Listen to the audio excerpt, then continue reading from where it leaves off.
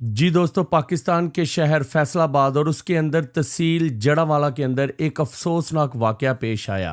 इत्तला के मुताबिक 18 चर्चेज और 85 घर जला दिए गए। वो घर किन के थे? वो घर क्रिश्चियंस के थे। हुआ क्या कि दो क्रिश्चियन लड़कों के ऊपर इल्ज़ाम था कि उन्होंने कुरान की बेहुरमती की है और ये बेहुरमती का ऐलान किया गया। सुने साइयां दी बस्ती दे विचों साइयां ने कुरान पाक दी बेहुरमती कीती आ। सारे मौलवी सारे मुसलमान मताब मस्जिद दे अगे इकट्ठे होवो। तुसी नाश्ते करन दे हो घर बैठे।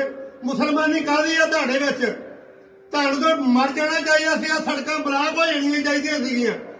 अगर कानून उन्होंने अरेस्ट नहीं करता तो फिर सारे बंदे इकट्ठे होए हुए थे इhtजाज क्यों? जी दोस्तों, तो आपने सुना कि एक शख्स ने मस्जिद में जाके ऐलान किया कि क्रिश्चियन आपके कुरान की या आपके मज़हब की बेहुरमती कर रहे हैं और ये सिर्फ एक इल्ज़ाम था। हालांकि हुआ ये कि बताया जा रहा है कि कुरान मजीद की बेहुरमती की गई और उसके साथ उनकी तस्वीरें लगाई गईं और फिर उनका फ़ोन नंबर और तमाम तर गुस्ताखी लिखी गई। ये कैसा गुस्ताख है जो कि अपनी तस्वीरें भी खुद लगाता है और फिर अपना फ़ोन नंबर और अपना नाम लिख के छोड़ जाता है। ये मेरे ख्याल में कोई भी ऐसा शख्स जो पाकिस्तान के अंदर रहता है जहाँ पे 99% मुसलमान रहते हैं और 1% क्रिश्चियन रहते हैं, कोई भी शख्स ऐसी हरकत कभी नहीं कर सकता क्योंकि उसे पता है कि उसकी जान चली जाएगी।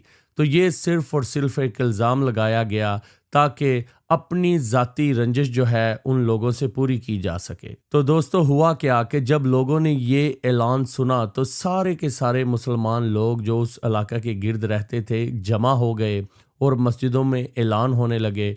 और फिर क्या हुआ कि चर्चिज़ को तोड़ा गया, जलाया गया, बाइबल्स की बेहुरमती की गई जो कि मुसलमानों के नज़दीक भी एक मुक़द्दस किताब है, मगर उस किताब का कोई ख्याल ना किया गया। बाइबल जलाई गई, चर्चिज़ को तोड़ा गया और फिर मुक़द्दस औराक की भी बेहुरमती की गई। और उसके बाद क्या हुआ कि क्रिश्चियन होम्स के ऊपर अटैक किया गया और फिर जितने भी क्रिश्चियन थे वो अपने घरों को खुला या ताले लगाकर चले गए और फिर उनके घरों के ताले तोड़े गए, वहाँ पे घुसा गया और तमाम तर उनका सामान और कीमती अशिया लूट ली गई और जो बच गई थी उनको नजरे आतिश कर दिया गया। मगर हमारा मेन स्ट्रीम मीडिया जो है वो बिल्कुल खामोश है। क्यों? क्योंकि इससे हमारे मुल्क पाकिस्तान की बदनामी होती है। जब ये खबरें दूसरे मुल्कों की तरफ जाती हैं तो पाकिस्तान को कोई मुंह नहीं लगाता। वैसे ही पहले पूरी दुनिया के अंदर हमें ना तो कोई वीज़ा देता है और ना ही हमारे पाकिस्तान के पासपोर्ट की कोई वक़्त है। और इसीलिए जब इस तरह की खबरें फैलती हैं तो स्पेशली मेन स्ट्रीम मीडिया को मना कर दिया जाता है कि आप इस पे बात ना करें। मगर इंटरनेट के दौर के अंदर इंटरनेट की ब्लेसिंग तमाम तर लोगों के पास है कि लोगों ने ये सारी वीडियोज़ और पिक्चर्स और सारी खबरें इंटरनेट, यूट्यूब, ट्विटर के ऊपर पोस्ट करना शुरू कर दी। और अफसोस की बात यह है कि तमाम तर हुक्मरान जो कि जब कुरान मजीद की बेहुरमती होती है, चाहे वो स्वीडन के अंदर हो, तो कॉन्फ्रेंसेस करते हैं, यूनाइटेड नेशंस के अंदर जाते हैं। मगर पाकिस्तान के अंदर जब क्रिश्चियन घरों को जलाया जा रहा था, माल को लूटा जा रहा था और चर्चिज़ को जलाया जा रहा था, और कोई भी हुक्मरान जो स्वीडन के ऊपर तो बयानात देते हैं, कॉन्फ्रेंसेस करते हैं, किसी ने इस तरह का बयान अपने पाकिस्तानी मसीही बहन भाइयों के लिए ना दिया। हालांकि अगर आप देखें तो सिर्फ कल ही साबिक वज़ीर आज़म जनाब शहबाज शरीफ ने यह बयान जारी किया कि स्वीडन के अंदर इस तरह की बेहुरमती नहीं होनी चाहिए, मगर उनके मुल्क के अंदर ही, पाकिस्तान के अंदर ही इतना बड़ा वाक़या हो जाता है तो शहबाज शरीफ साहब ना तो कोई प्रेस कॉन्फ्रेंस करते हैं और ना ही बिलावल भुट्टो का खून खोलता है।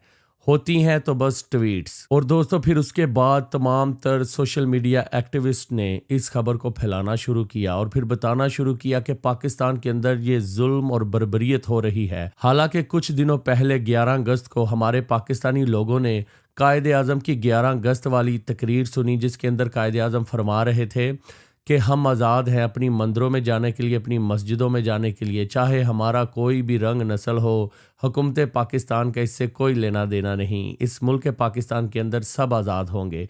तो कायदे आज़म की 11 अगस्त की तकरीर को हम अपने माथों पे सजाए और गलियों के अंदर बाजे बजाते, नाचते, झूमते, गाते दिखाई दे रहे थे। मगर अब क्या हुआ कि ठीक 14 अगस्त के बाद पाकिस्तान के अंदर ये चर्चिस जलाए जाते हैं, क्रिश्चियंस के घर जलाए जाते हैं और हमारा मेन स्ट्रीम मीडिया बिल्कुल खामोश है। और हमारे हुक्मरान भी ना तो प्रेस कॉन्फ्रेंसेस कर रहे हैं और ना ही कोई बयान दे रहे हैं। अगर आप इनकी तरफ देखें, या जितने भी लोग इस वक्त चर्चिस को जला रहे हैं या क्रिश्चियंस के घर जला रहे हैं, अगर इनसे बयान लिया जाए तो ये आपको बताएंगे कि फ़लस्तीन के अंदर जुल्म हो रहा है। अगर ये आपको बताएंगे कि यूरोप अमेरिका के अंदर जुल्म हो रहा है। ये आपको बताएंगे कि इंडिया के अंदर मुसलमानों पे जुल्म हो रहा है। ये आपको बताएंगे कि कश्मीर के अंदर जुल्म हो रहा है। ये आपको बताएंगे कि स्वीडन के अंदर जुल्म हो रहा है। ये आपको बताएंगे कि फ़्रांस के अंदर बुर्का पहनने की इजाज़त नहीं।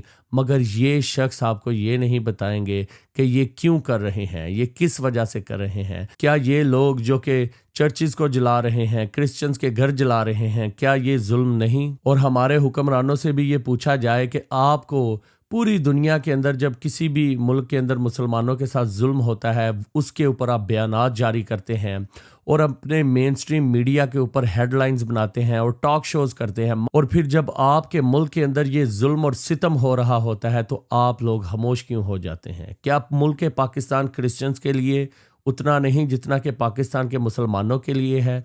हमारे मुल्क के पाकिस्तान की जो हुकूमत है, ये क्यों हमेशा पाकिस्तान के क्रिश्चियंस और माइनॉरिटीज़ के साथ सुतेली माँ जैसा सलूक करती है? मेरी ये गुजारिश है तमाम तर हुकूमत में बैठे हुए लोगों से और तमाम तर मीडिया के जितने भी नेटवर्क्स हैं जो कि ख़बरें सुनाते हैं, कि खुदारा इस चीज़ को भी हाईलाइट कीजिए और इसके ऊपर गुफ्तगू कीजिए ताकि हमारे मुल्क से ये जुल्म और बर्बरियत ख़त्म हो सके।